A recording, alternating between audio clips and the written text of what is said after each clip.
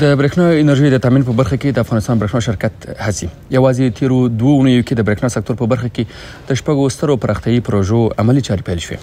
هغه څه چې د پښتنو په توګه راڅرګندېږي. ولس ته د ډډمنې برېښنا د تامین لپاره د افغانستان برېښنا شرکت وروستۍ پرانیستل شوې سترې پراختیایي پروژې څومره مهمې دي او د دې سترو پروژو په بشپړاوي سره ولس او صنعت ته کومه ګټه رسیږي. سلام ستړي مشه، زه خرلو یم. پر همدې تړاو لنډ بحث او څرګندونې لرو. په بحث کې سره د افغانستان برېښنا شرکت عمومي اجرایوي رئیس محترم ښاغلی ډاکټر عبدالبري عمر، ډېره مننه کورم آباد چې موږ ته فرصت راکړ د بحث لپاره. که پیل کې پوښتنه دا وکړم چې د افغانستان برېښنا شرکت له لوري د برېښنا سکتور په برخه کې وروستۍ پراختیایي پروژې څومره مهمې دي؟ بسم الله الرحمن الرحیم. لکه څنګه چې تاسو ته بهتره معلومه ده، برېښنا د هر هیواد د هر ملت له مهمو او اړینو ضرورتونو څخه بلل کیږي. برېښنا د هیوادونو او ملتونو د ځان بسیاینې یو مهم راز ده. نو په همدې اساس د برېښنا ټولې سترې پروژې وي، که کوچنۍ پروژې وي، که تولید وي، که توزیع وي، که انتقال وي، دا په انکشاف د هیوادونو کې په پرمختګ د سیستمونو کې ډېر اړین او مهم دي چې الحمدلله د افغانستان اسلامي امارت د برېښنا شرکت وکولی سوی چې په تیرو 2 میاشتو کې ډېرې سترې پروژې ډیزاین کړي او هغه عملا تطبیقي چارو باندې کارونه پیل کړي چې یو له هغو سترو پروژو څخه هغه د تولید برخه ده. د تولید په برخه کې موږ په تیرو 6 میاشتو کې د 900 میګاواټه تقریبا زیات تر د ځینې داسې مهمې پروژې ډیزاین کړي چې هغه به د هیواد په مختلفو ولایتونو او ولسوالیو کې عملي کیږي، تطبیقیږي او له امله به زموږ د هیواد صنعتي پارکونو ته، تجارتي اماکنو ته او په لسګونه زره کورنیو ته پاکه برېښنا رسیږي چې د دغې برېښنا په رسېدو سره به په زرګونو ځوانانو ته په مستقیم او غیر مستقیم ډول سره د کار زمینه برابره سي او د دې ترڅنګ به په صنعت کې یو انقلاب رامنځته سي. هغه فابریکې چې هغه د برق د نشتون له امله اوس کار نشي کولی، هغو ته به برېښنا ورسیږي او هیواد به د خودکفایي په لور باندې یو بل ستر ګام واخلي. ډېره مننه کوم.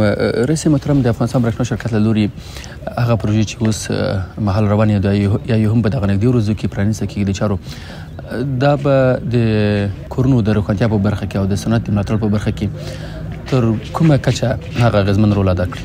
دا خو معلومه خبره ده، لکه څنګه چې ما مخکې وضاحت ورکړ، موږ ته نه تنها صنعتي اماکن بلکې د هیواد په سطحه باندې چې څومره زموږ قدرمن هیوادوال هر لوري ته، هر سمت ته، په هر ځای کې چې شتون لري، دوی ته زموږ مسؤلیت ده چې برېښنا ورسوو، د دوی کورونه روښانه کړو تر څو د دوی شته ستونزې ورسره حل سي، د دوی په تعلیم، په صحت او په نورو کورنیزو او ټولنیزو چارو کې پرمختګ او ارتقا رامنځته سي. همدارنګه د صنعتي پارکونو هم په همدغه ډول باندې یعنې برېښنا هر ساحې ته چې رسیږي هلته پرمختګ ورسره رامنځته کیږي. بالخصوص دغه پروژې د دې پروژو په عملي کېدو سره او په عملي چارو پیل کېدو سره به زموږ په هیواد کې د پرمختګ یو نوی باب پرانیستل سي. تاسو وګورئ چې په تیرو 40 کلونو کې موږ په داخلي تولید کې صرف 250 میګاواټه برېښنا لرو. دا هم ځینې بندونه موسمي دي چې ځینې وخت لږ څه کمیږي، ځینې وخت لږ څه زیاتیږي، خو 250 تر 200 تر 280 میګاواټه له دې څخه نه زیاتیږي. اوس صرف د 900 میګاواټو پروژې ډیزاین کیږي. نو تاسو خپله فکر وکړئ چې دا به د هیواد په آبادۍ کې، په پرمختګ کې څومره رول ادا کړي. ډېره مننه کوم. او رئیس محترم، د برېښنا سکتور په برخه کې پانګونې ته څومره اړتیا ده او ستاسو تر رهبرۍ لاندې د افغانستان برېښنا شرکت په دې برخه کې کوم سهولتونه او امکانات پانګوالو ته برابر کړي دي؟ پانګونه خو په دې برخه کې ډېره اړینه ده، ځکه هیڅ ملت تنها حکومتونو نه ده آباد کړی. تاسو پوهیږئ چې د ملتونو آبادي، د خلکو آبادي، په دې کې د حکومت ترڅنګ د ملتونو او خلکو رول ډېر مهم ده. که موږ په مثال کې ووایو عربي امارات وګورئ تاسې، آیا دغه رونق چې اوس حالت کې دوی لري او د دنیا په یو ستر تجارتي مرکز بدل سوی، په دې کې د خلکو رول ډېر مهم ده. تقریبا په دې کې 80% خلکو رول لوبولی ده. 100% به حکومت رول لوبولی وي. حکومت د پالیسي د جوړېدو یو حیثیت لري، د سهولتونو د رامنځته کېدو لپاره باید کار وکړي. د افغانستان برېښنا شرکت په دې برخه کې خپلو سوداګرو ته، صنعتکارانو ته، که ملي دي که بین المللي سوداګر دي، حتی خارجي سوداګر دي، دوی ټولو ته ډېر زیات سهولتونه ایجاد کړي. موږ په پیل کې یو کنفرانس جوړ کړ او دې ته مو په لوړه کچه باندې داخلي او نړیوال بهرني سوداګر راوبلل او د افغانستان د برېښنا شرکت په محوطه کې چې کوم فرصتونه دي هغه مو ورته تشریح کړه او د دغو فرصتونو په هکله باندې مو خبرې ورته وکړې. نو الحمدلله د دغه کنفرانس برکت و چې ډېر زیات پانګوال راغله افغانستان ته، خارجي پانګوال اکثره راغله، زموږ داخلي ورونه چې هغه په داخل د هېواد کې ژوند کوي افغانان دي، هغوی مراجعه وکړه چې تقریبا له دغه کنفرانس څخه وروسته موږ 14 لویې پروژې د پانګونې هغه الحمدلله طرحې نهایي سوې چې یو شمېر قراردادونه هم سوي دي او یو شمېر قرارداد ته نږدې دي، د قرارداد په مرحله کې دي. نو موږ بیا هم په ټولو هیوادوالو باندې بالخصوص په سوداګرو باندې همدارنګه په بهرنیو سوداګرو غږ کوو چې افغانستان د امن کور ده. افغانستان کې الحمدلله شفافیت ده، دلته حسابدهي ته ژمن نظام ده، دلته تر بل هر وخت پانګونې ته ډېره زمینه برابره ده. تاسو کولی شئ چې راسئ په افغانستان کې پانګونه وکړئ. د افغانستان برېښنا شرکت ستاسو تر څنګ ولاړ ده. د برېښنا په برخه کې پانګونه بالخصوص د ډېره اړینه ده. له یوې خوا به دوی ته هم مفاد او ګټه ورکول کېږي، له بل پلوه به د افغانستان هر کور او هره ساحه روښانه سي، د هېواد کې به پرمختګ رامنځته سي، اقتصادي فرصتونه به رامنځته سي، مشکلات به په فرصتونو باندې بدل سي او ځوانانو ته به د کار زمینه برابره سي. په تعلیم کې، په صحت کې، په تجارت کې، په اقتصاد کې، په نورو ټولنیزو برخو کې به یو خوځښت رامنځته سي.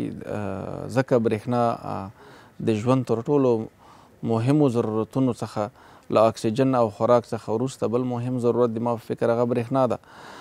ځکه که برېښنا نه وي نو موږ نسو کولی چې موږ خپل سیستمونه، موږ حتی ډیجیټلي حکومت ولي چې په دنیا کې ډېر مهم راز ده او ډېر مهم رول لوبوي او دا د شفافیت او تعهد او د حسابدهۍ لپاره یو مهم ګام بلل کېږي. بغیر له برېښنا څخه امکان نه لري. دغسې تعلیمي ادارات دي، تعلیم په برخه کې، د صحت په برخه کې، د ساینس او ټکنالوژي په ډګر کې برېښنا ته ډېر اړین ضرورت ده. نو په همدې اساس باندې پانګوالو باندې موږ بیا غږ کوو چې تاسې راسئ، له موږ سره په څنګ کې ودرېږئ. موږ فرصتونه لرو، ښه فرصتونه لرو، له دغه فرصتونو څخه تاسې ګټه پورته کوئ. موږ په نږدې راتلونکي کې کیدای شي د هېواد ډېرې لویې ولسوالۍ تقریبا تر 80 ولسوالۍ هغه د پانګونې له لارې موږ اعلان کړو چې تر څو پورې دغو ټولو ولسوالیو ته برېښنا توزیع سي، لینکشي وسي، سیستمونه یې وصل سي او په ډېر نږدې راتلونکي کې به انشاءالله موږ د خپلو هېوادوالو لپاره د برېښنا په برخه کې د یو انقلاب زیری ولرو چې هغه به د موږ د هېواد ډېرو برخو ته برېښنا ورسیږي او ډېر صنعتي پارکونه به له برېښنا څخه برخمن شي. ډېره مننه کوم. رئیس محترم، د راتلونکي په تړاو باندې مې هم پوښتنه لرله خو تاسو ورته وضاحت وکړ. قدرمن شي، خیر اوسئ چې موږ ته وخت راکړ او راسره څرګندونې مو لیدونکو له تاسو څخه هم نړۍ مننه. د افغانستان برېښنا شرکت د عمومي اجرایي رئیس ښاغلي ډاکټر صاحب عبدالباري عمر سره مو مرکه لرله. د تیرو 2 اونیو په تړاو چې د برېښنا سکتور په برخه کې 6 پراختیایي لویې پروژې پیل شوي دي او ګڼ نور مسایل تر بیا ښه جاري.